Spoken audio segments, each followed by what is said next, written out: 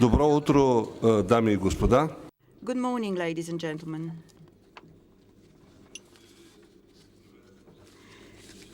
Welcome to the fourth session. Strong and efficient cohesion policy post-2020. We begin now. We are scheduled to finish at 10:45, so my request to you is to be as concise as possible. Unfortunately, as Mr. Kirchbaum said yesterday, the time for contributions is very limited, so we should be as concise as we can. Ladies and gentlemen, it's a pleasure for me to be the chair of this session, namely the fourth session devoted to the cohesion policy after 2020. This is the time and the place to share the Bulgarian position on this topic. It's not a secret that the cohesion policy is, for Bulgaria, a policy which gives very clear results. In the last few weeks, there seems to be a shift of goals when it comes to the policy of cohesion. In other words, the investments in employment and growth seem to be shifting to other instruments. Some of them are outside the scope of the investment priorities. Moreover, the proposal to increase the national co-funding, decreasing the periods, cutting the costs on cohesion within the EU budget could eventually result into a destructive effect in the efficiency of this program. Such measures would place the member states into a situation where they would have to achieve results with more limited resources and more restrictive rules. In this context, allow me to mention that the initial funding is into key programs and projects, specifically where there are restrictions within the national budget are higher, is important. In conclusion, allow me to say that Bulgaria supports the proposal of the European Commission for the GDP to become the main criterion for funding under the cohesion policy. Before we continue, allow me to remind you that you can use the color cards if you want to take the floor, and you can file in your request until the end of the contributions of the key speakers of this session. Allow me now to give the floor to Ms. Milena Milutinova. She has a lot of experience as a journalist and politician, and she will introduce the key speakers by moderating this session. You have the floor, Ms. Milutinova. Thank you. I have more experience in journalism than in politics. I worked for the national television, then for the Bulgaria On Air channel, and I chair there the Brussels One program on Saturday. It's a great honor for me to moderate the cohesion policy panel. This is probably one of the most interesting debates within the EU in terms of the multi-annual financial framework discussions, as I understand. In the next 7 years period, 373 billion euro has been earmarked for the cohesion policy, or at least this is the initial proposal. But of course, the debates are to take place from now on. As far as I know, Bulgaria is among the countries which would have an increase through the cohesion policy by 8%, if my information is correct. But of course, the keynote speakers will probably tell us more about it. If these are the figures, This is probably an appreciation of Bulgaria's efforts over the years. Of course, there have been difficulties as well. During the previous government, the funding had been or was frozen for a certain period of time, but no more. Another debate within the cohesion policy topic would probably focus on whether the funding would be linked up to the rule of law, as Commissioner Oettinger stated at the beginning of this year and later during the meeting in Sofia. Now, on these interesting topics, our keynote speakers in this debate, in this panel, devoted to the future of the cohesion policy are Deputy Prime Minister of the Republic of Bulgaria, Tomislav DONCHEV. He is responsible for EU funding in Bulgaria. Then Ms. Dana SPINANT, Director for Budget Communication and General Affairs within the European Commission. Ms. Iskra MIHAYLOVA, Chair of the Committee on Regional Development of the European Parliament. And Mr. Michael Reisberger, the chair of the EU, a member of the European Committee of the Regions and the Committee on Flanders. Now I give the floor to the first speaker, Mr. Tomislav DONCHEV, Deputy Prime Minister of Bulgaria, responsible for EU funding.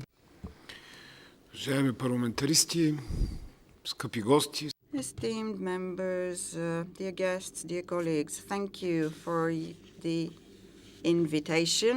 It is obvious that one should begin with such a statement, but I sincerely mean it, because a bad debate is only the one that has not taken place. And in my view, at the beginning of a negotiation process, we should try to come up with the best possible design for the cohesion package. So the more opinions, the more debates take place, the more we will invest in the better cut for these policies. Naturally, a debate of lower added value is a debate which is carried out within the same format and which recycles the same statements. It is not a debate in this sense. It is more a therapy then. And if I can begin with an appeal, let us be more sincere. Of course, we don't want to come up with some outlandish view just for the sake of it, but let us follow the technologies which will help us to make faster progress in the right direction. In this context, the topic to see the future of the cohesion policy as a sectoral policy is a huge mistake. I always quote myself, and this is a suspicious approach as it is, but I would say that this is a debate about the future of Europe. So here is how much we trust in Europe, how much we want to be part of it, and the best expression of all that is the cohesion policy. We don't have another policy which shows that Europe is united. It is a union. All the doubts we may have on the cohesion policy are doubts in the union as such. And perhaps being on the verge of politically incorrect, I would say that the Union is going through an identity crisis. Within such formats, discussions, colleagues, begin by saying, you understand the difficult challenges we are confronted with. We have to deal with the migrant pressure, the distribution of responsibilities among the member states within the Union. the populism, nationalism raising its head in the different member states, even separatist trends. So we can make a long list. But this is not the problem, colleagues. These are pure symptoms. These are the symptoms of the disease. And the disease, as mentioned already, is the identity crisis. All these issues can be cured in one way, a consensus on the type of union we need. Naturally, I would not doubt that we need a union, but what kind of union? How strong, how strong in its internal regulations, how strong outside the geographic borders. And of course, we need to ask a second question. Why did we allow all that to happen? Why the most successful political project in the last century has come to this, to the identity crisis. So I'm not going to repeat the stories which we all know. After all the lessons we've learned from history, we are a successful union from the political point of view, from the rights of the citizens, from the economic point of view. So why did we allow it to come to this point? So there may be many different answers, but let us restrict our discussion to the authentic ones and be honest to ourselves, all of us present here included. Didn't we sometimes try to solve a national problem by saying this is what Brussels wants us to do? How come we allowed Europe to become boring? How come we allowed Europe to be incomprehensible? This is neither an emotional nor a communication problem. Just a week ago, a summit meeting took place within the very room, and we discussed the same issues then. And the good thing about it was that no matter what arguments were presented concerning the distribution of the budget, Ms. Milutinova, it is too early to say how much the budget will give to this or that. The negotiations are only starting now, so it's not serious to make such a statement. So we were talking about the budget, the rules, the mechanisms, the geographical scope, the pledges, the amounts that one would give and one would get.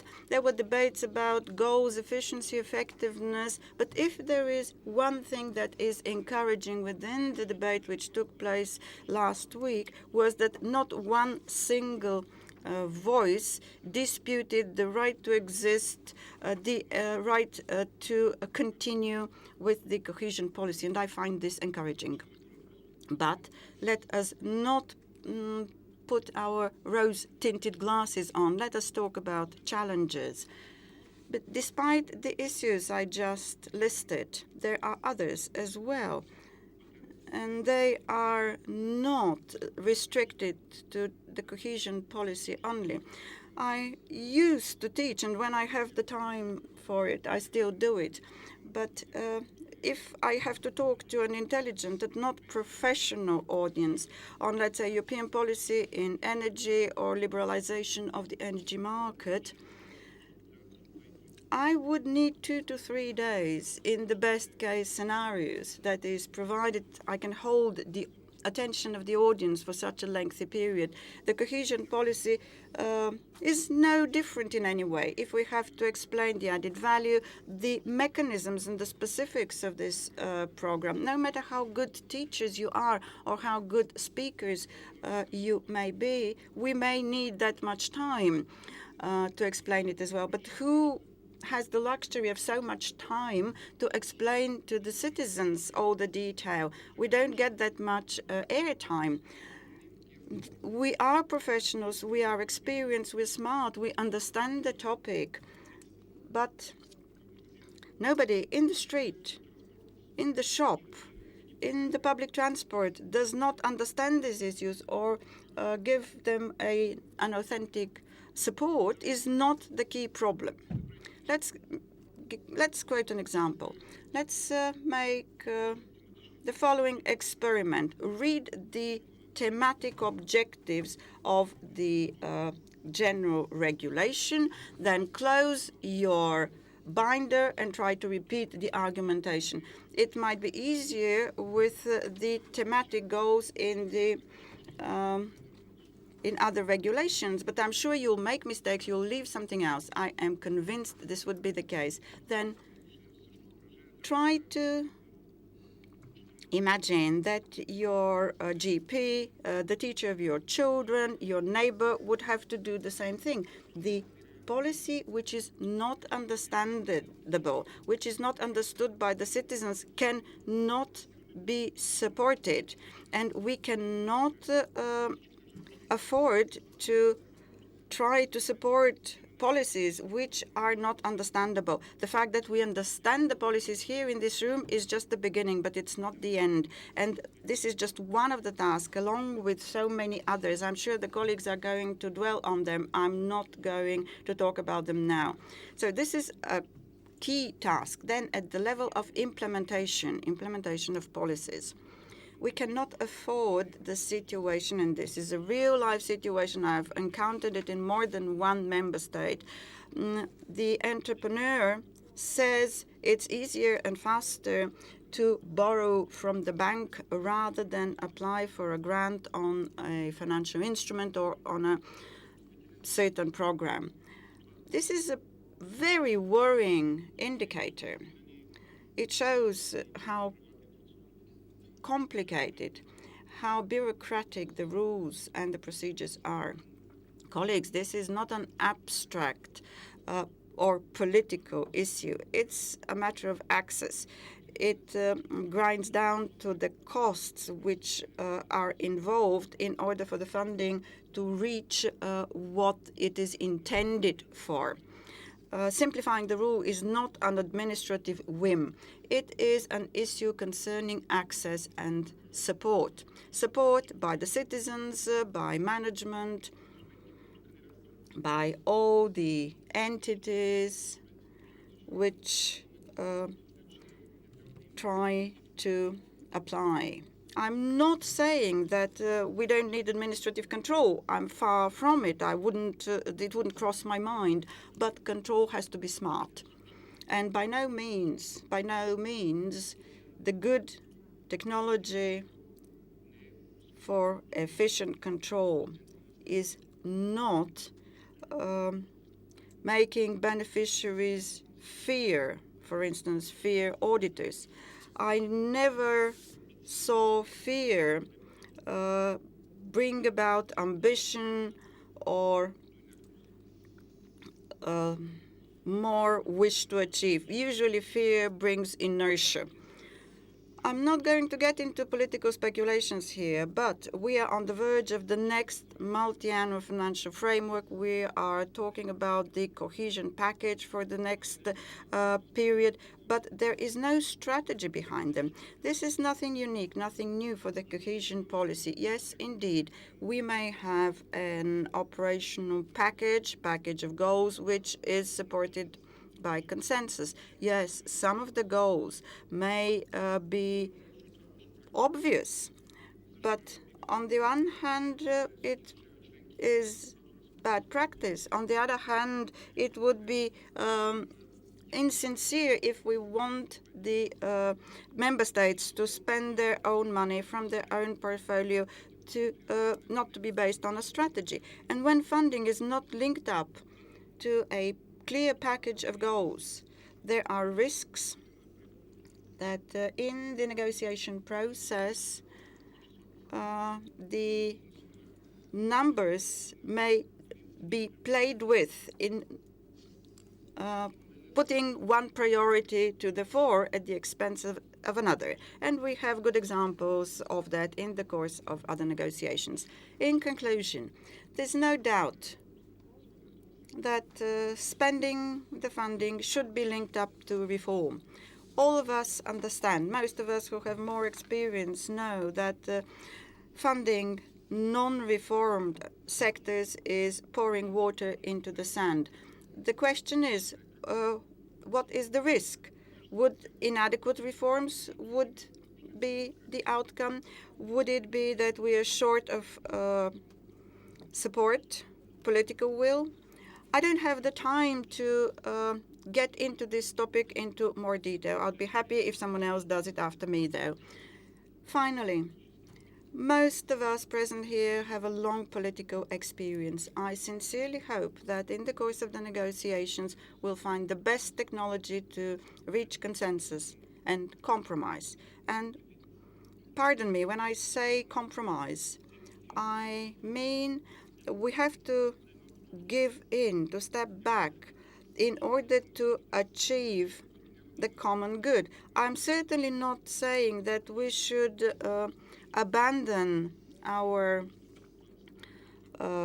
ambitions, but if need be, we should step back by 2 centimeters in order to achieve the goal. I wish you every success. Thank you, Deputy Prime Minister DONCHEV. I'm sorry we are limited in time, but this is the way the debate is structured.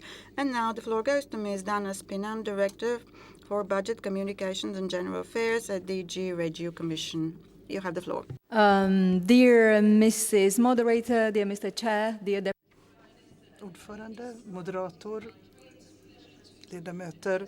Det är en stor glädje för mig att kunna prata här idag om sammanhållningspolitik. Som vice premiärminister sa så håller jag verkligen med. Det här är en policy som hänger nära ihop med EU:s Very briefly outline the context in which the European Commission made its proposal for the next cohesion policy post-2020. At the beginning of May, on the 2nd of May, the European Commission presented its proposal for the next multi-annual budget of the European Union, covering the period 2021-2027.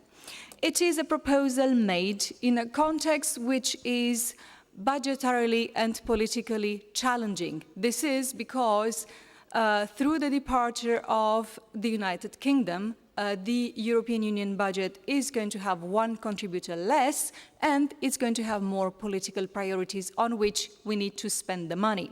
So, very bluntly put, we'll have less money and more priorities for spending it.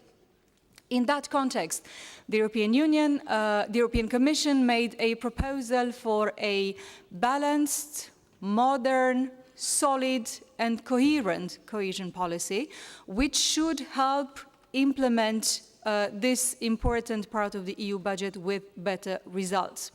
And allow me now to present you some of the key features of the Commission's proposal for cohesion policy post-2020.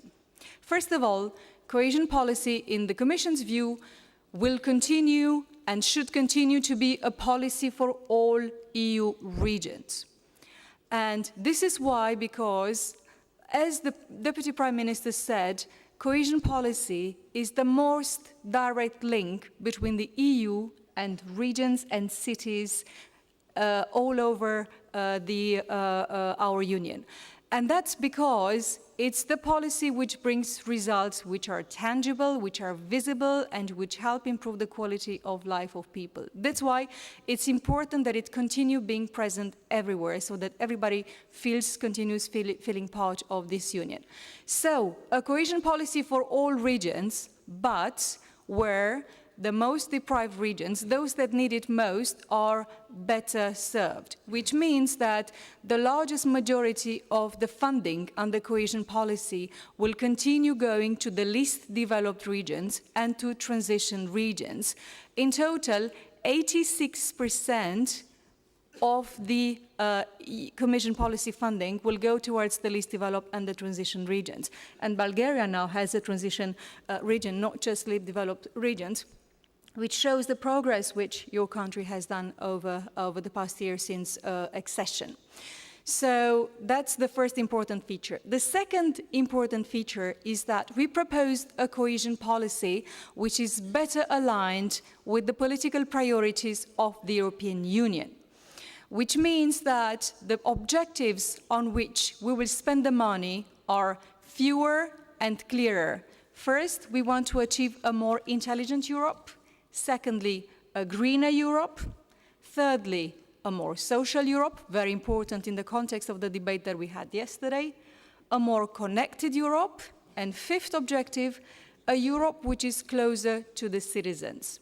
So fewer, clear objectives aligned with the political priorities of the Union. And the majority of the investment should go towards intelligent Europe and greener Europe.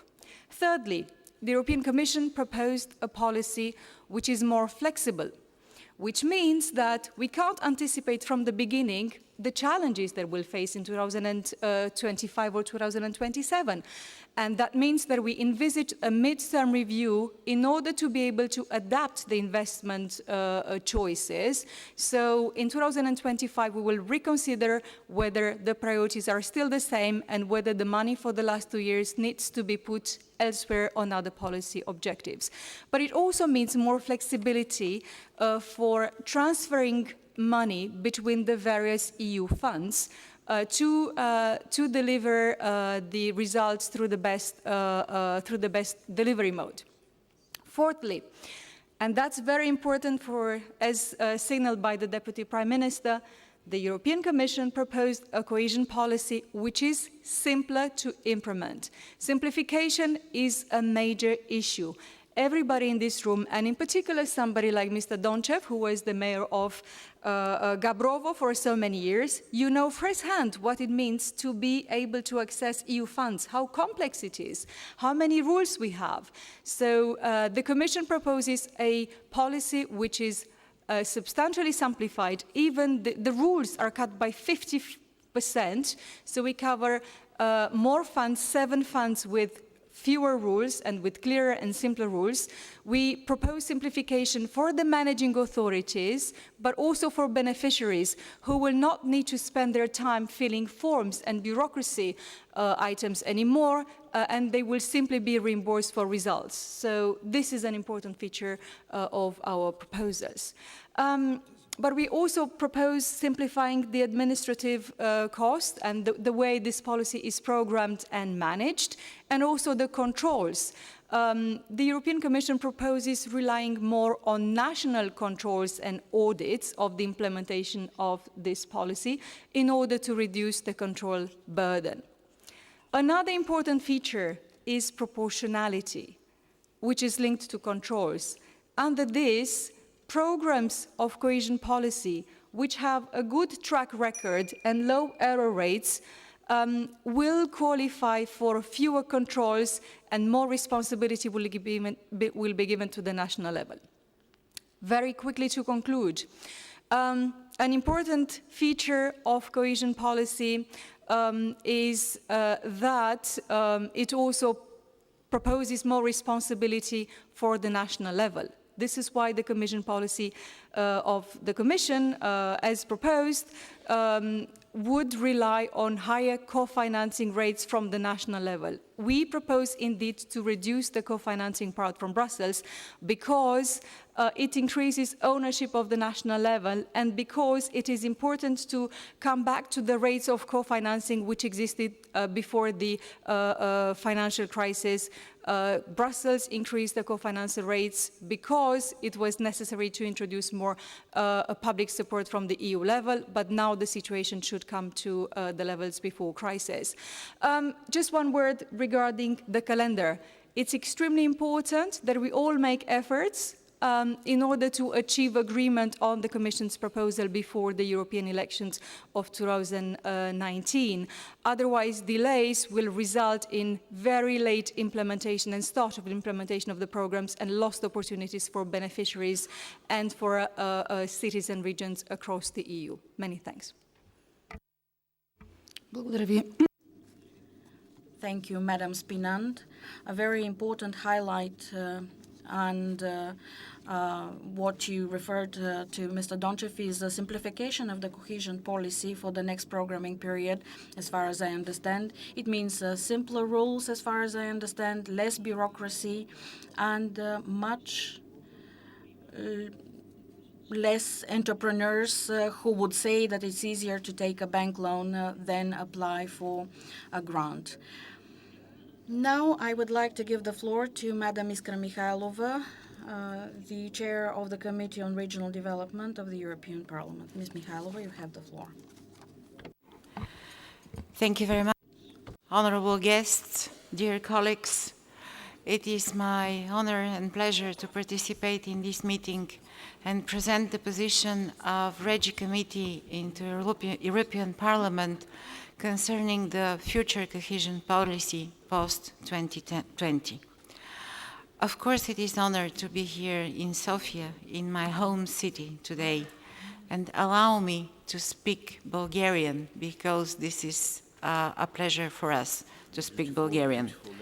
It is a beautiful language, and I know that you already understand the melody of the language.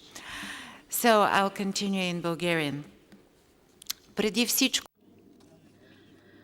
First and foremost, I would like to underscore that for the European Parliament, and more specifically for the Regional Development Committee in the European Parliament, the issues related to the future cohesion policy are not issues of today only. We have been working for more than a year and a half preparing the position of the European Parliament on the upcoming proposals of the European Commission. Last year, in the REGI Committee, we approved the building blocks report by Madam Westphal, who was the rapporteur. And in this report, you can see the position of the European Parliament about the future cohesion policy of the European Union. Before the submission of the proposal for the new multi-annual financial framework post-2020, the European Parliament voted several resolutions on two main reports that were prepared in the Budget Committee. One of the reports concerned the future financial framework. These were prepared by Mr. Olbricht and Madam Thomas. And this report, together with the resolution that we adopted, defined the parameters and the requirements and expectations of the European Parliament towards the European Commission. The second report concerned own resources and the own revenues of the European Union, again supported by a large majority in the European Parliament. So on the 2nd May, the European Commission presented the proposal for the multi-annual financial framework, and the Parliament was ready at that date with its own position and views. On the 29th of May, the European Commission submitted the proposal for a legislative package for the new cohesion policy. At that moment, the Regional Development Committee of the European Parliament was also ready with its position and with certain requirements that would serve as an input into the upcoming negotiations on the legislative package. I would like to underscore with pleasure that the proposal of the Commission is very close to the expectations and the requirements of the European Parliament, and more specifically the expectations of the Regional Development Committee. We insisted for a more flexible budget, and we received a proposal for a more flexible budget. We insisted on a cohesion policy that would be more oriented towards the expectations of citizens. And I would like to thank Mr. DONCHEV, who underscored the importance of communication, awareness, and understanding for the cohesion policy to make it more understandable. Therefore, the Regional Development Committee believes this is a very crucial moment, trying to find the good channels of communication with European citizens. When the European citizens are absolutely adamant that the European Union should ensure their security, should protect their borders, the borders of the European Union, they underscore the importance of climate change and prevention of climate change. Competitiveness is important to the citizens, and the development of all territories is also important for them. It is only natural that we should require from the European Commission to propose such a framework in the budget that would meet those expectations. And I believe the Commission's proposal meets those expectations. Therefore, focusing on 5 priorities compared to the current 11 priorities, I believe will help us to study the priorities, because it's a lesser number. But those priorities reflect the interests of the European citizens. They are very close to the agenda of Europe, and those priorities would allow for the future cohesion policy to be efficient enough and to give the European added value that would allow for a clear distinction between what has been achieved by means of the support coming from the European Union from the other achievements. I would like to say that the legislative package proposed by the Commission in the area of the cohesion policy opens one more opportunity, which to us is really crucial. This is the opportunity to to combine the different funds, to have complementarity between the funds, and to use financial instruments and new instruments of the European Union, such as the Strategic Investments Fund, which is called InvestEU in the future framework, and to also combine with these new instruments with the Cohesion Policy Fund. Those new opportunities expand the potential for each member state.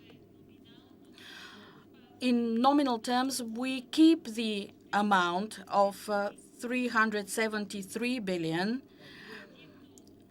Objectively speaking, there is a restricted cut in the financial resource for the cohesion policy. However, there is a proposal coming from the Commission that would allow for each member state to expand those opportunities and to multiply the potential capacity for investment in the member state by using all this plethora of instruments and tools that are part of the new multi-annual financial framework. The measures for collaboration between regions have been strengthened in the new proposal. We have been saying in the European Parliament in the past that territorial cooperation is of really great importance. We had special reports and resolutions on that topic, and we are happy to see that in the new proposal those measures have found their place, have been included, and there is a new instrument which is called the cross-border collaboration mechanism. And two more things with which I will conclude. The European Parliament is mobilized, and all the committees in the European Parliament are mobilized. The Conference of the Presidents of Committees is also mobilized, and we're ready to start working as quickly as possible on the proposals of the European Commission. Currently, we're undergoing into a series of extraordinary meetings and consultations, and we are ready at the beginning of July, before the summer recess of Parliament, to have a clear distribution of responsibilities between the committees of the European Parliament. We would be ready with a list of rapporteurs on the different legislative files, and we will be ready with a list of rapporteurs on specific opinions, which would allow us at the beginning of the autumn session of Parliament to start discussing the substance of the legislative files. We are working with the clear intention to prepare the Parliament's opinion and to reach first reading in the European Parliament. I know that this is a very ambitious task. Many of you are familiar with how the Parliament works, and you probably know that such files usually take much more time. However, we are fully aware of the responsibility we have and the need to achieve the maximum result within the current legislature of the European Parliament, within the current mandate. And we will try to be as ready as possible to transfer the files to the next legislature. Thank you.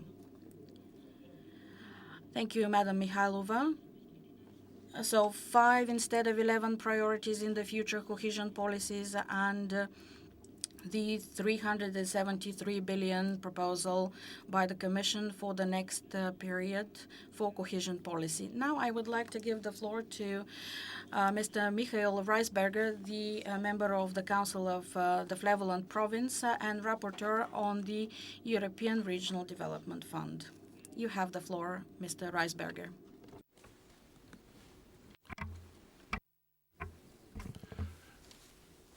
Thank you, Chair. And it's an honor for me to be able to speak today to all the esteemed guests that are here present. I am filling in more or less for Mr. Karl-Heinz Lamberts, the President of the Committee of the Regions. He is sadly not able to be here today, but I'm the rapporteur recently appointed for the ERDF and Cohesion Fund, so I think I'm in a position to be able to speak about the subject of today. I'm a regional minister of the province of Flevoland in the Netherlands, and as such, I'm a member of the Committee of the Regions. As you all might know, the Committee of the Regions is the voice of the regions and cities within the EU's decision-making process. We try to be the voice of the workplace, the voice of the place where cohesion policy is put into practice. So I think it's good that we have a moment today to contribute to your valuable discussions. As you understand, today's topic is of key importance to the regions and cities. There's a lot of benefits to this policy, and I'd like to point out that even for Dutch provinces, where we only get something around 12 euros per capita for the current planning period of the MFF, the cohesion policy is the most important financing tool we have to stimulate our regional economy. As you know, other regions get up to 25 times that amount of money, and we can see that cohesion policy is very effective in those places, but even in provinces like the Dutch provinces, it's very important to have this cohesion policy tool. To some, cohesion policy has a bad name as being an outdated instrument, as being too cumbersome, too complicated to be used. But time and time again, cohesion policy has proved to be very effective. It's the most direct way the European Union has to touch the lives of its inhabitants.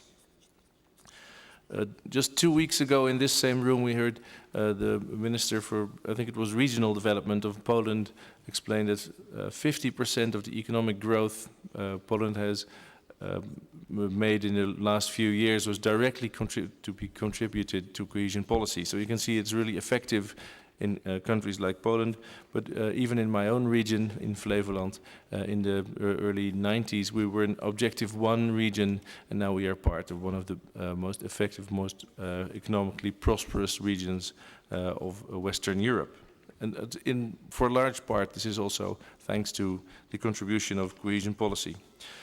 And still, it was a bit surprising to see that cohesion policy was not in any of the 10 priorities positioned by the Juncker Commission. So we, as European regions, we felt cohesion policy was under threat, and we started together with some 400 other organizations of regions, some 5,000 individuals, the Cohesion Alliance.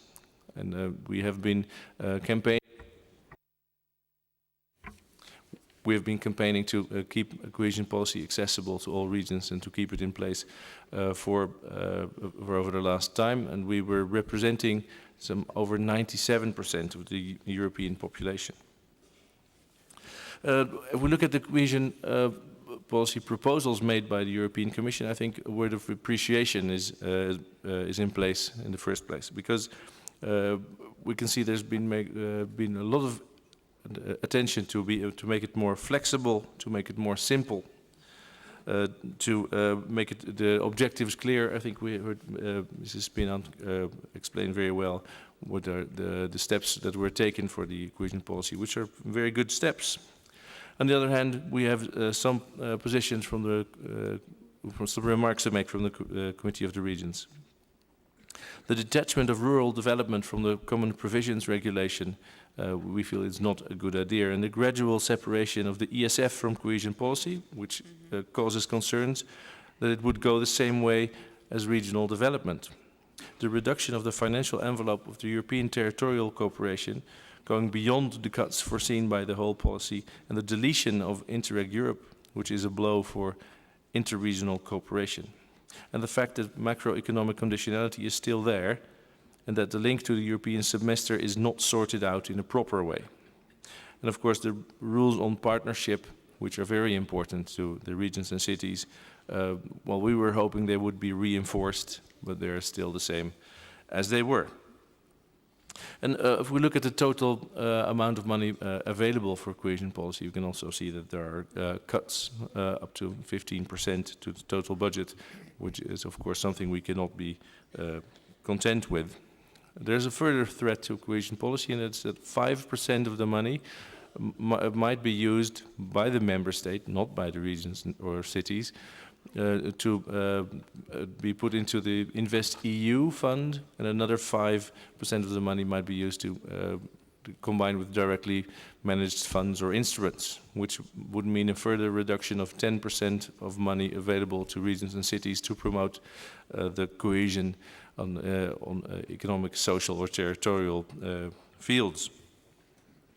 So we feel that cohesion policy is the EU policy that's most directly touching the people's lives within the EU. We feel it's very effective, and we feel we need a strong position and a strong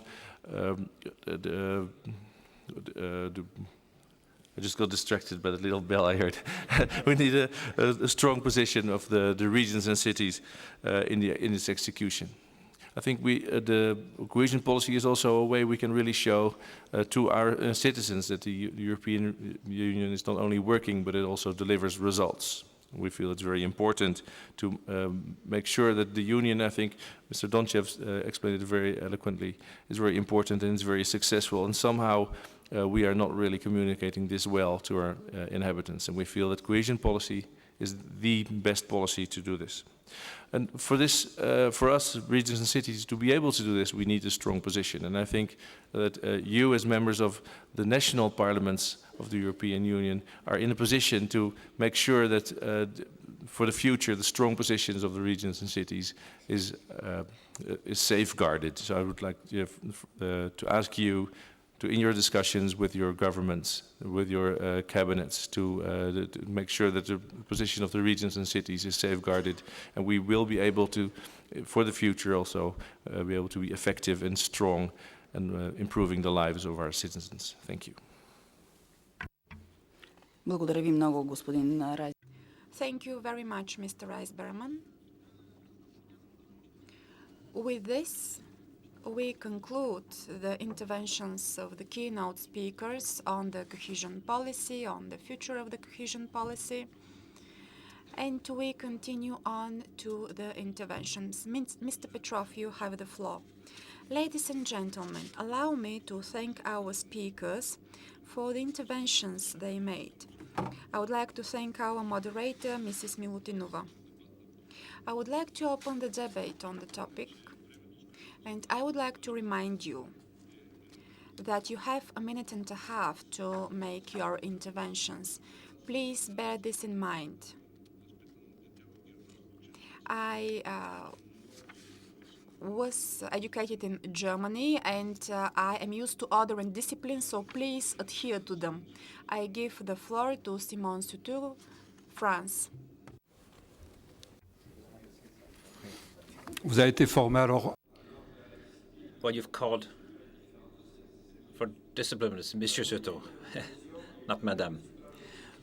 Well, cohesion policy is one of the key policies of the European Union. I'd like to remind you of the benefits of this policy throughout our regions. In most cases, support from the structural fund is a decisive leverage factor. It makes it possible to implement projects which otherwise would not actually be finalized. I would also like to point out that even for better off regions, you can still have local areas which are having difficulties. Let's put this quite clearly. In order to be efficient, this policy must have sufficient funding to do what it's there to do. The conditions under which we implement this needs to be simplified. There are too many rules. We quite often talk about getting rid of rules, improving things, but it never actually happens. At a European level and also at a national level, we need to get rid of the counterproductive blockages. We will look at the simplification proposals that the European Commission has presented. The Commission is also proposing reinforcing conditionality. Now, I can understand some of that, but there are consequences. The people must not suffer the negative consequences of negative decisions taken by their leaders.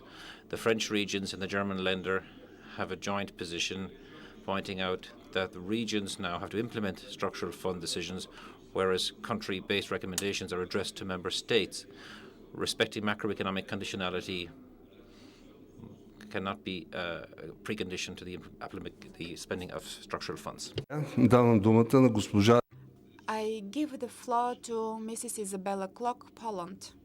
Szanowni Państwo, Ladies and gentlemen, we are rather skeptical in Poland about this proposal by the European Commission, because this proposal speaks about the cohesion policy as being important for all member states, which we agree with. We do agree that all member states should be beneficiaries of the cohesion policy, but that is the one side of the coin, and the other is that we cannot agree to reduce the financing of the cohesion policy due to the new challenges that the EU is facing.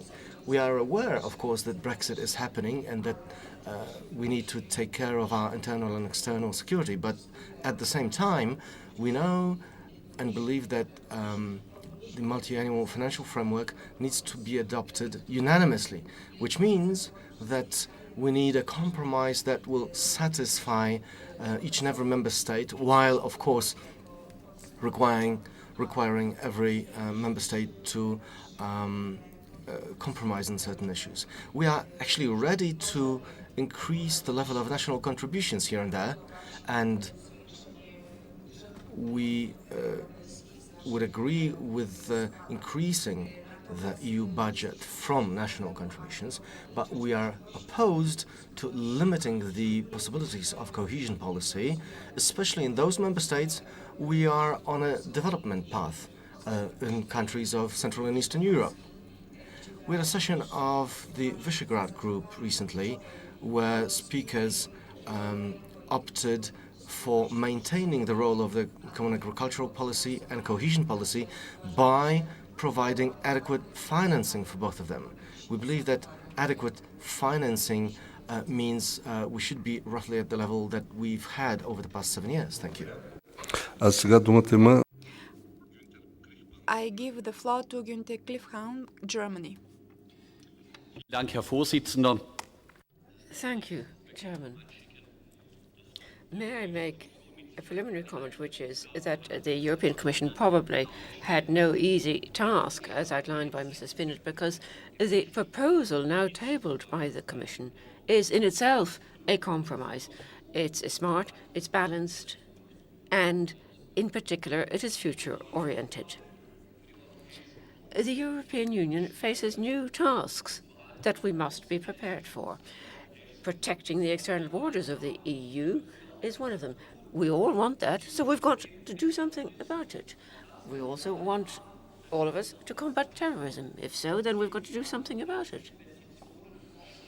We also want investment in research and technology and creating the jobs of the future. We want all of that too. But if so, then we've got to do something about it. And after Brexit, even if the UK were not to be exiting, we cannot act as though nothing was changing.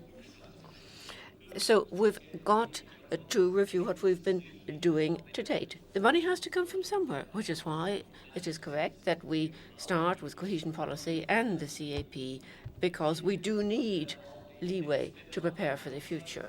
My final comment is that it actually goes entirely without saying that it must be linked to the development of the rule of law. Only if the rule of law is guaranteed in member states so can you, with a good conscience, put the international taxpayers' money into that country. Дадох израз на моята слабост към Германия. Well, I mentioned that I have a soft spot for Germany. That's why I didn't ring the bell for Mr. Kriegbaum. I give the floor to Mrs. Granlund that I omitted to give the floor to. Apologies. Thank you. Sweden thinks it's good that our addition was included, that we should consider the various points of departure for the member states in the budget process. We think that the Commission draft budget is good to some extent. It's modern. There are reductions in cohesion policy and the common agricultural policy, and there's proportionality, and the rule of law is also paid attention to, which we think is good. But also it is said that if a country joins, the budget should increase, and if a country leaves, the budget should decrease. We believe that the ceiling for expenditure should be 1%. We believe that we should give priority to the environment, to climate change, to jobs, but that means that we have to reduce the cap and the cohesion policy even more, and we believe that this is totally unacceptable for Sweden. We would have a much higher member fee, which we cannot defend in Sweden. So our firm opinion is that the budget needs to be revised, and we will fight for that. Благодаря ви. Давам думата на господин Марко Тьомс. Thank you. Now, Mr. Toms, Germany. Thank you, Chairman. The multi-annual financial framework is, of course, an attempt to square the circle, as we all know. We have a lot of tasks to accomplish, yet we're completely underfunded. This is a truth that I think we must all realize. And I'm very grateful to Mr. Reispermann for having pointed out once again where cohesion policy is actually felt, tangibly felt. It's in the regions. That's where Europe becomes tangible, and that's why cohesion policy is so important. It is the successful policy of the EU over the past 40 years, in fact. Hence, I too want to make it clear that we must all become involved in cohesion policy in all our different regions, and we must continue to ensure that this successful policy can be continued. However, another important point needs to be made, and that is that the European Union is a community of values. As a community of values, we must protect our values. So from my point of view, it is essential that we protect also the value of the rule of law. And so it's perfectly correct to say that in allocating funds, we must also ensure compliance with those values. That's the only way it will work. We must continue to focus on continuing to be a community of values. There are not many democratic communities of value around the world. А сега Andrius. And now, Mr. Andrius Kubilius from Lithuania. Thanks a lot, Mr. Chair. Well, cohesion policy is, of course, one of the most important policies of the EU. And Lithuania till now was enjoying very rapid cohesion since we became members of the EU back in 2004. At that time, our GDP per capita was less than 50% of EU average. Now we're reaching 75%. That is a result of our reforms, of successful EU cohesion policy and financial assistance which we're getting from cohesion funds. So we are very grateful to taxpayers of Germany, France, of all the European Union member states for that financial assistance. Now we are coming to that level where we're starting to switch from receivers to future donors. Of course, phasing out should be very careful, and some safety net would be very much needed. But also better interconnection of cohesion policy with European semester for us would be very much welcomed, because since now our cohesion will be very much dependent on our success in reforms. Commission made a great job proposing new multi-annual financial framework. It's a really difficult task to have a coherent framework with less money and more priorities, as Madame SPINANT have said. When we're looking into longer-term future, let's be more brave. EU needs to have a larger budget. We're spending 2% on our national defense and only 1% on our common EU business. In my humble opinion, EU is much more important than 1% of our GDP, and it should be properly funded. Благодаря. А сега Регина. Thank you. Now, Regina Bastos, Portugal. Sr. Presidente, colegas. Thank you very much, Chairman. Dear colleagues. Well, I hope that the Commission proposal will be creative and fair, making it possible to reconcile the drop in certain resources due to Brexit and the need to finance certain new political priorities, while keeping in mind, of course, maintaining support to cohesion policy and the common agricultural policy. Now, unfortunately, 6% reduction in the cohesion policy and 5% reduction for CAP, that's what's being proposed, and I had hoped it would be different. What we can welcome is the beefing up of Erasmus Plus and tackling youth unemployment, and a beefing up of research and development, and a greater effort being made for the real economy, your PMO prize. Now, the Cohesion Fund, one of these key pillars, has suffered a reduction of 45%, whereas ERFD and the social funds were maintained. And now it is the Cohesion Fund, in fact, which plays this role of rebalancing expenditure in favour of the most poor countries. And the Cohesion Fund has literally been sacrificed for this. The Commission proposal, which will increase the threshold to 75% for qualifying regions, which means that certain regions which are equal to or greater than 90% were previously referred to as rich regions, and these are regions which will benefit from community funding when they acquire the status of a transition region, which is a clear injustice for the most poorer regions. There are 27 member states who will not lose their funding, whereas Portugal is going to lose funding here. Portugal is one of those member states which is going to lose community financing, and obviously.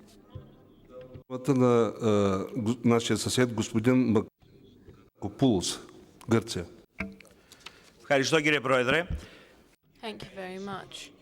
The 10-year economic crisis has increased inequalities among the member states of the EU. In Greece, the knock-on effect of the crisis has been massive.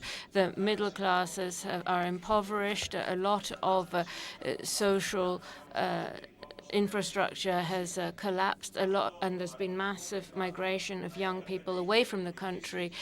These conditions should have led to stepped up cohesion policy. We are concerned to see that CAP and cohesion policy spending is diminishing, which rather shows the clash that there is between the priorities of various member states. But this will only step up in internal contradictions and move us further away from our common vision. In particular, the agricultural sector has suffered from increases in taxation, cost of insurance, the Russian embargo, etc. in Greece. As a former Minister of Rural Development, I would like to stress that the CAP and direct support are vital to Greek farmers, and they have to be kept at high levels. This can generate growth and also help to regenerate our regions. Therefore, we would be against any proposal to reduce farm subsidies and limit CAP budgets. Thank you. Благодаря. А сега Лениш Атис от Латвия.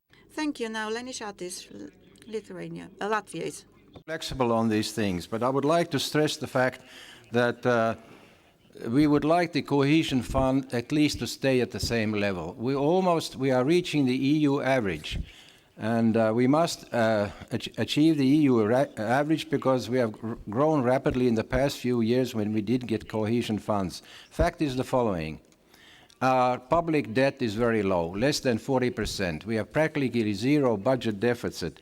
We have reformed our schools so that our children can go to good trade schools, but what do? They go to the rich countries where they can get higher wages. That is the point. If we keep up the cohesion funds for Latvia, they will not do this. They will not do this in such big numbers.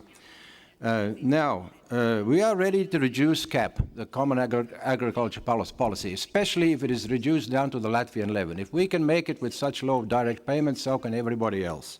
We are ready to increase money for security of the borders, very much so.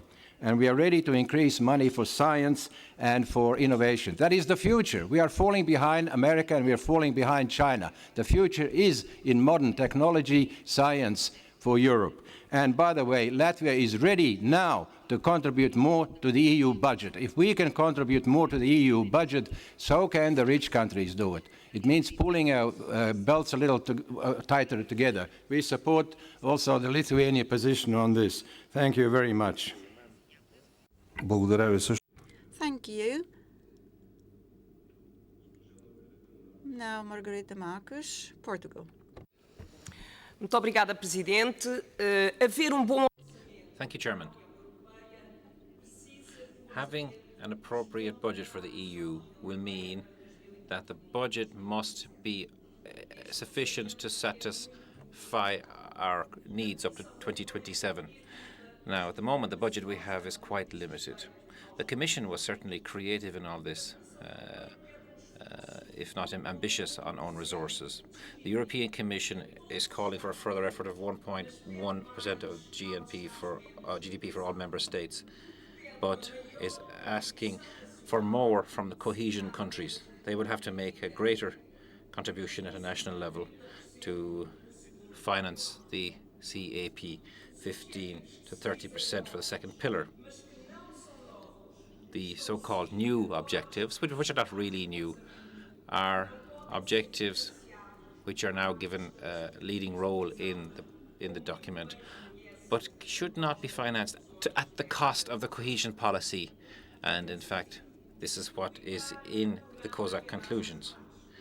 Now, of course, doubling Erasmus Plus is a good idea. Increasing Horizons Europe is also a way of creating a way of reforming member states. I welcome that. Creating a financial instrument for tackling asymmetric shocks is also a good idea. However, at the end of the day, the Commission's proposal, in my view, is not a good point of departure, is not a good starting point as we see in the conclusions. Thank you. Thank you. Now, Mr. Rainer Robra from the German Bundesrat. Thank you very much. Now, this is the third period I have experienced with the third cycle, if you like, and every time we've heard that this was the best possible proposal, but then it turns out that there are all sorts of suboptimal elements, and I fear it'll be the same this time around when it comes to reducing the priorities from 11 to 5, for example. Basically, it's 6 options fewer on the menu.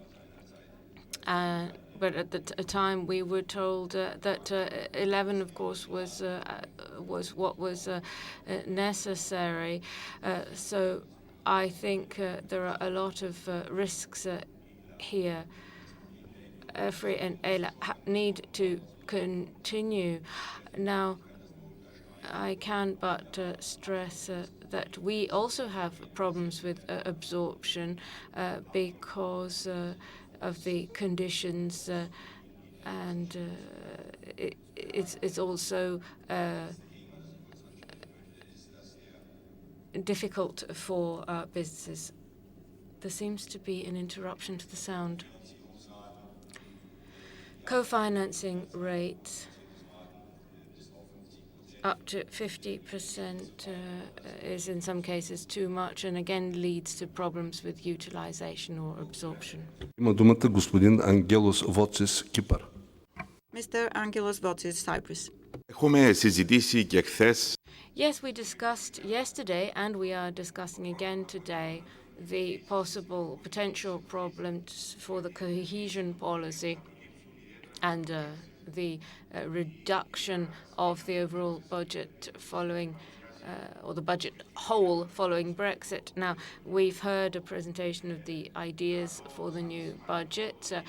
And I retain or note the fact that the Commission thinks it's very important, or that the cohesion policy is important in terms of the living standards of citizens. I note the percentage that will be allocated to less developed regions. I note the point about flexibility, so that there can be perhaps an interim review to adapt to needs. It's very important, of course, that we see simplification of rules and less administrative burden. But what I haven't yet heard is what savings might be made. So we talk about the breakdown of the funding, but we haven't talked at all about economizing, because there may be sectors where there are excesses, or there may be sectors where the funding isn't leading to the results we hope for, or there is operational costs that can sometimes be reduced, and savings there could be spent elsewhere where we want to spend more. Благодаря ви. Адам Калуш от Чехия. Mr. Kalush from Czech Republic. Tak, vážený pane předsedající, dámy a pánové, děkuji za. Thank you very much, ladies and gentlemen. Thank you for the floor. For the Czech Republic, the key point is that member states should have the option to distribute the funding on the basis of national priorities, and the respective weighting of the funds should be aligned with the situation at the level of the member states. So there needs to be enough flexibility for member states when implementing the cohesion funding priorities. So we need to have that option to shift amounts from category to category or fund to fund. And the implementing conditions is something that need further work. We think that only two categories of regions, so developed and less developed, would be good. We wouldn't like to see the technical revision at the midway point, so the interim review in terms of the envelopes, and then the 11.3 billion euro a transfer is not something we would be in favor of. As to own revenue, GNI is the most appropriate parameter, we think, for defining the contributions of the member states. We wouldn't like to see a European tax or have revenue based on CO2 emissions. Думата има Stefan Schenach, Австрия. Stefan Schenach, Austria, please. Thank you very much. And I'm grateful for the presentations. They show that cohesion policy is, if you like, the policy which is closest to citizens and is not negotiable, really. Therefore, cuts are particularly painful, and we need to, I think, be very frank and say that the current budget is not sufficient, and a higher percentage will have to be levied from the member states. Now, I can live with the Commission's priorities, and I'm grateful for the presentation we've heard on the challenges, but there's one thing that we need to take into account. The Court of Auditors reports are basically positive, but there are 5 member states who simply don't utilize the available funding, and it's very important that cities and municipalities should be a parameter, that we should think in those terms, not just in terms of regions and entire member states. And the social pillar, of course, needs to be taken into account more particularly as well. So, nor should the cohesion policy be cut back further than the common agricultural policy. Because really, at the end of the day, we will need a more radical change. With ELA, unfortunately, there were abuses, and It was a painful development, and I understand what Germany is saying about that. But essentially, yes to the proposals, but cohesion funding has to be maintained at current levels. And now I give the floor to Mr. Jared Caldwell from Ireland. It's very easy to forget what cohesion funding and what cohesion policy has done for a country. And eaten bread, they say, is very soon forgotten. You've got to look back and see, particularly in my own country, Ireland, where cohesion funding has provided us with excellent infrastructure, sustainable development, job creation. All of these things came through the Commission and through the funding. And this is something that we've got to guard against any reduction. Cohesion policy funding, if it's cut, will be very, very, very painful for some countries, and that's something we've got to guard against. There's been some discussion here about the benefits of Erasmus, and yes, Erasmus Plus has been very, very good, but we need to start looking at the more vocational side of education and training as well, and that's, while there is funding there for that, probably not enough and probably not high profile enough. The other area that was mentioned here was borders and working with on the edges of borders, if you want, and assisting member states cooperate with their neighbours in a peaceful way. And this is something that we in Ireland are very grateful to the Commission for. To continue to fund the peace process in Northern Ireland, and we're delighted that our former, or soon-to-be former colleagues from Britain have undertaken to continue funding of the peace project in Ireland. It is amazing to see, and I would invite people here to visit Northern Ireland particularly, and to see how funding from the European Commission has brought peace and prosperity to that part of the world, but it is an ongoing project, and this is again where funding is cut, could impact that very, very negatively. Thank you, Mr. Chairman. I see my time is up. Thank you. Now I give the floor to Martin van Rugen. The Dutch position on cohesion policy is quite clear. In general, we consider the cohesion funds as an important instrument to support the less developed regions in the European Union. Looking at the challenges for the forthcoming years, we are in favour of a reduction of the total amount for the cohesion funds. To the Netherlands, it's only logical that the budget should shrink after Brexit. But the EU needs more funds for innovation, migration and sustainability. At present, agriculture and structural funds swallow up 70% of the budget. Spending less in these areas will make room for new priorities. We can reduce the total amount of the cohesion funds by concentrate them more on the real undeveloped regions, to the people who really need the money for improving the quality of their lives.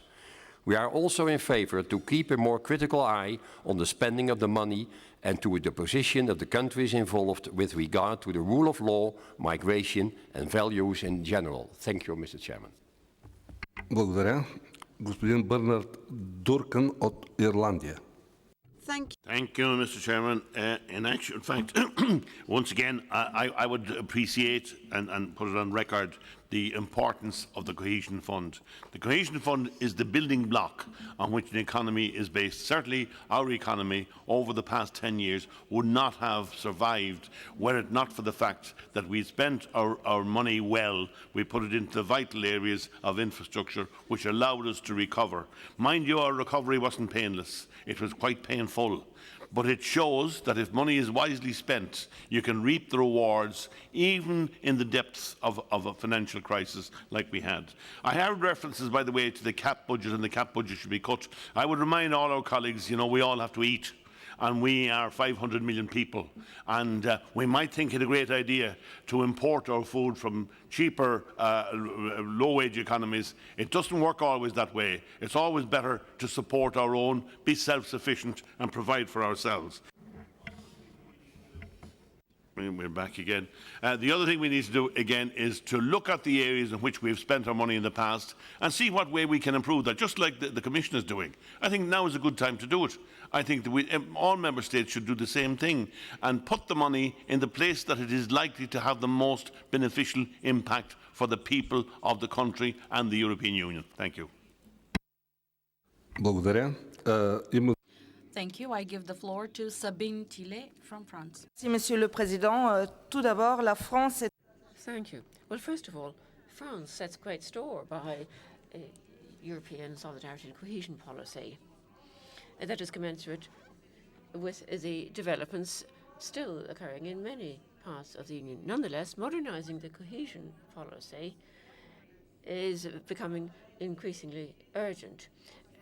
A lot has been said about simplifying procedures, lowering the administrative burden, but I'd also like to draw attention to the need to modernize the eligibility criteria,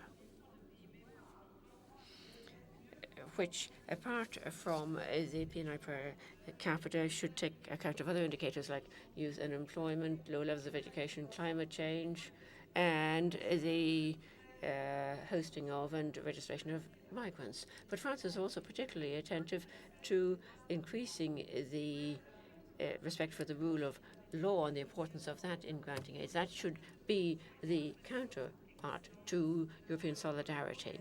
European cohesion policy is an expression of the EU's desire to have all parts of it share a common future. That means too sharing in the community of values, which have been part and parcel of the European construct since the beginning. Thank you. Благодаря. Thank you. Anne Mulder from the Netherlands. Dank u, meneer de voorzitter. Thank you, Chairman. It is with some amazement that I have listened to this debate. Everything seems to be a priority. We can't make cuts anywhere.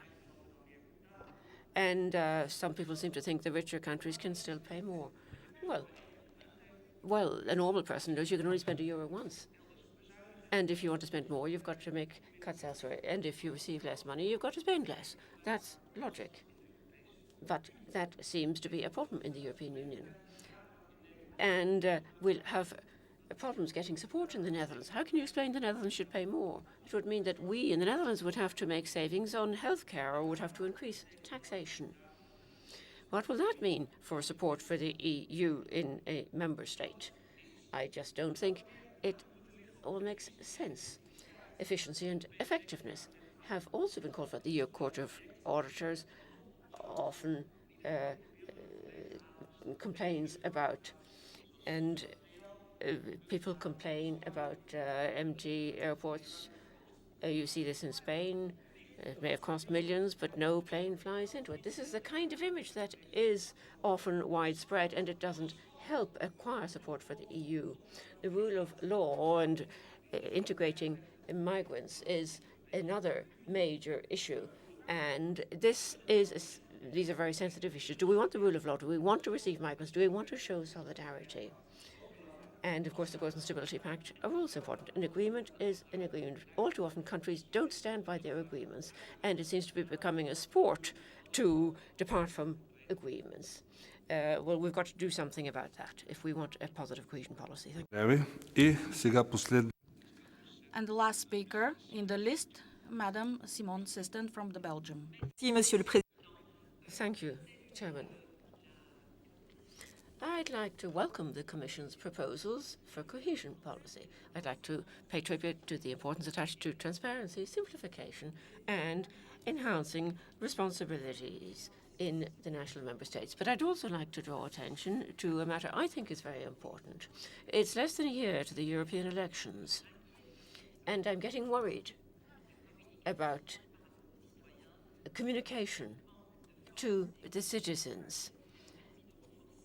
It's not strong enough, and I think that the absence of real communication has led to a rise in populism, xenophobic speech, and the so-called distance everybody feels from Brussels. So I'd like to recall to everyone the importance of communicating about all the efforts made to improve the well-being of European citizens.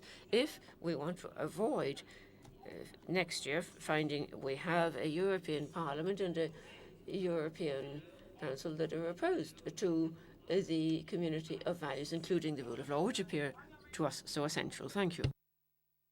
Благодаря. Thank you. Ladies and gentlemen, thank you for the questions you raised and the comments you made. I believe that they contributed to the fruitful exchange of opinions between parliaments and can only be useful for each and every one of us. Once again, thank you. And now I would like to hand over the floor again to Madam Milutinova. Thank you, Mr. Petrov.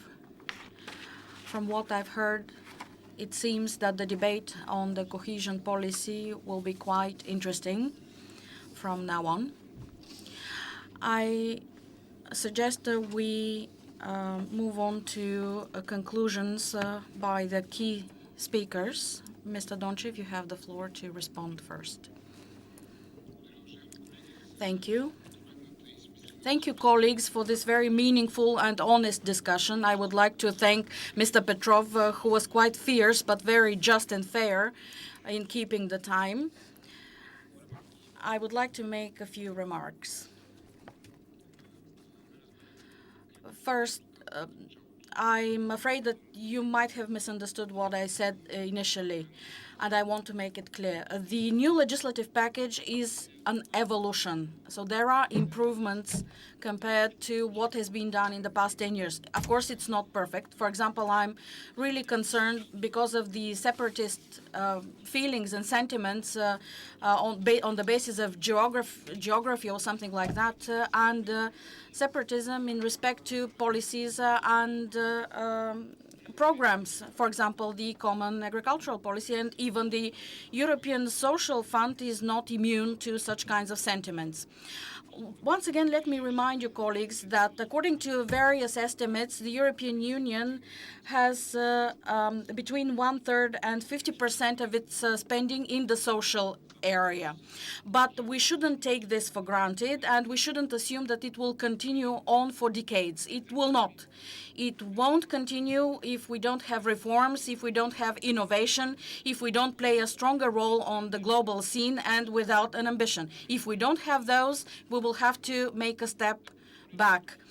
And I would like to reiterate what I urged at the beginning. Each of our policies has to be close to the citizens. Otherwise, it will not survive for long. It doesn't really matter that we connected the Atlantic Ocean to the Black Sea or the Baltic Sea with the Northern Sea, whatever. This is not interesting to any citizen. But on the other hand, everybody knows that RDF funded an Elton John concert, and there is a pool for crocodiles or a spa center for dogs. I think that this is a symptom of a huge communication deficiency. I think that communication is as important as the good goal setting and the good implementation of our policies. Thank you very much, Mr. DONCHEV. And now I would like to give the floor to Mr. MIHAYLOVA from the European Committee of the Regions. You have the floor. Thank you, Chair. And, I think it's good to hear the broad support from all the speakers for cohesion policy and the effects it has for our inhabitants. As I said, it's the policy that's most directly touching the lives of our citizens, so it's good to hear that there's recognition for that also. On the other hand, if I hear the different opinions on whether there should be cuts or extra money for cohesion policy, I think our national leaders have a tough job to reach a compromise. I think it will not be easy, but on the other hand, if we pull together to show that the policy we are discussing today is an effective policy achieving good results, I think we have a good shot at making a very good decision there. And as I said before, I think it's good to have a strong position of regions and cities, and of course the regions and cities of Europe are very willing to help with, to work with you to reach a good policy. Thank you.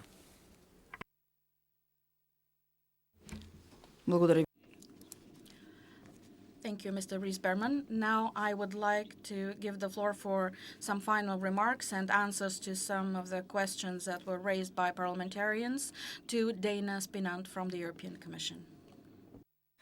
Many thanks, Mrs. Moderator, and special thanks to the honourable members for the very good and sharp questions and comments which were made. The first thing that I will pick is inevitably the budget and the evolutions, whether it's about the MFF budget or the cohesion policy proposal. Well, listening to the variety of views expressed around the table, I think that the Commission probably got it right, because it proposed something which is balanced. And for those colleagues around the table who deplored the cuts to their national envelopes, let me just say that another important indicator that we need to look at beyond the volume of money is the intensity of aid.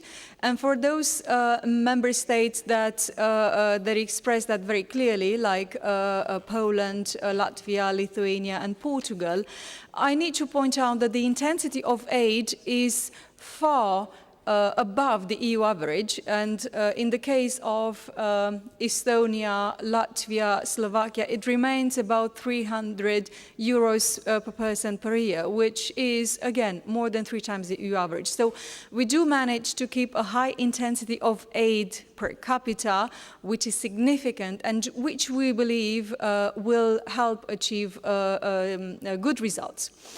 Regarding the cuts to the Cohesion Fund, we have to say that the levels of volumes of the Cohesion Fund currently are abnormally high, so to say, in order to take into account the investment needs of the new member states which joined the Union in 2004 and which had major needs for investment in transport and the environment.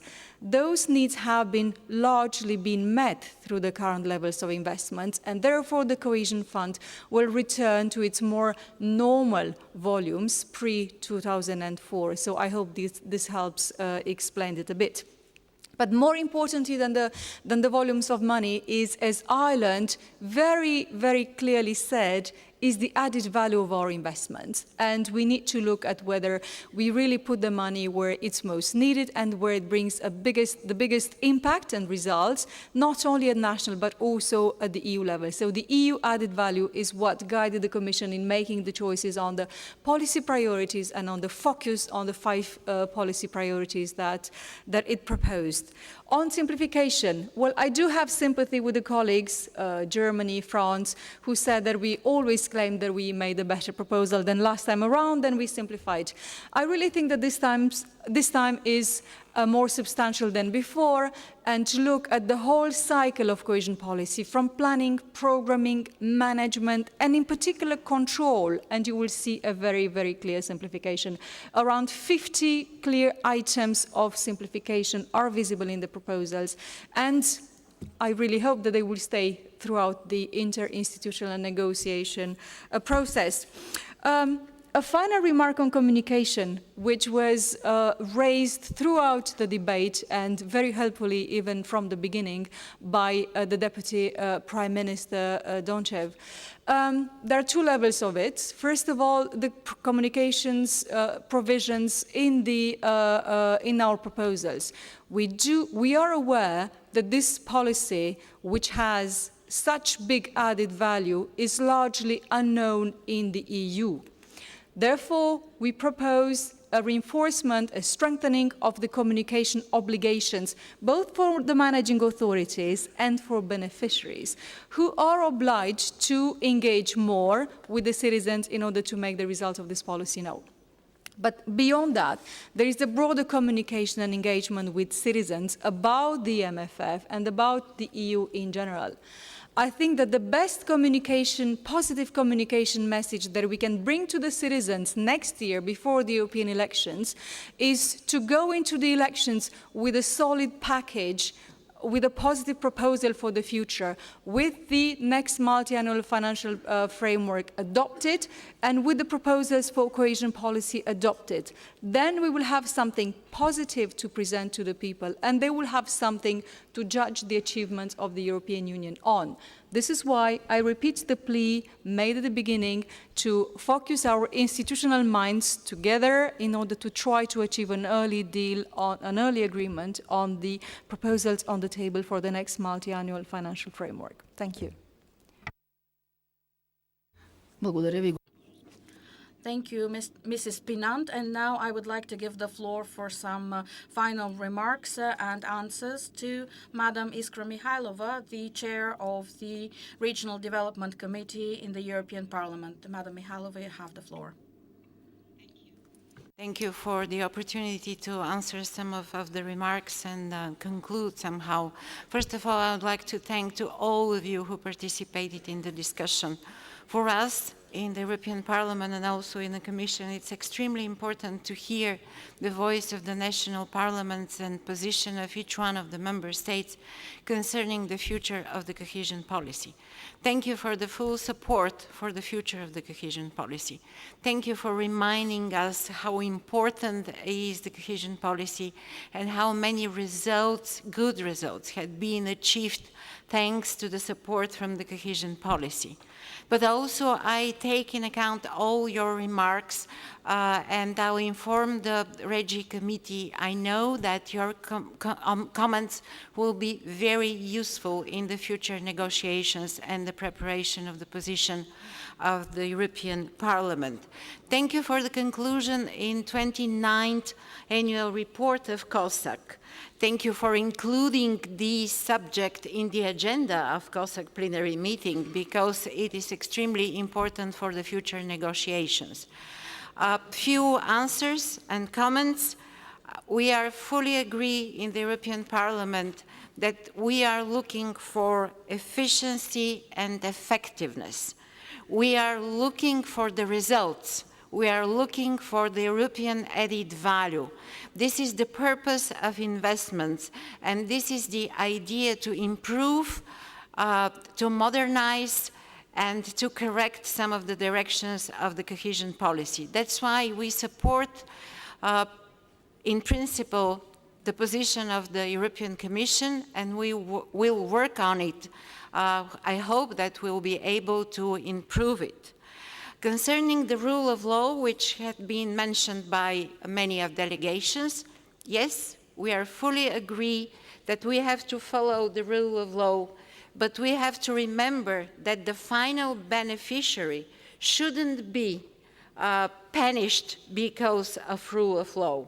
We have to find the solution in which we follow the rule of law, but we protect the rights of the final beneficiaries from the support of the cohesion policy of European Union.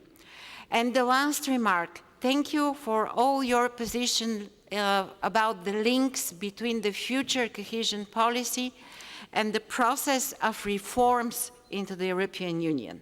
You mentioned a lot of time reforms in a union as a whole and reforms in each one of the member states.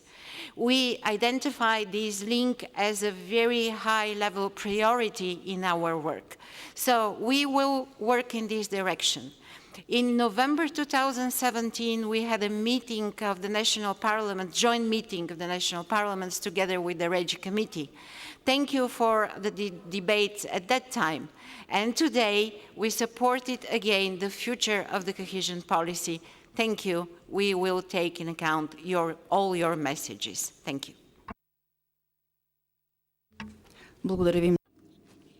Thank you, Madam MIHAYLOVA. I would like to thank all key speakers, Mr. DONCHEV, Ms. MIHAYLOVA, Mr. Ries-Berman, and Mrs. SPINANT for what you have shared with us during this panel.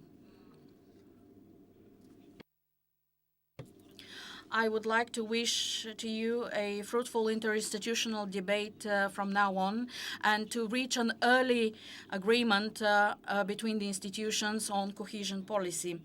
With this, we close the debate on this very interesting panel. panel that actually discussed 1/3 of the European budget. Thank you, Mr. Petrov. You have the floor. Ladies and gentlemen, I would also like to thank you.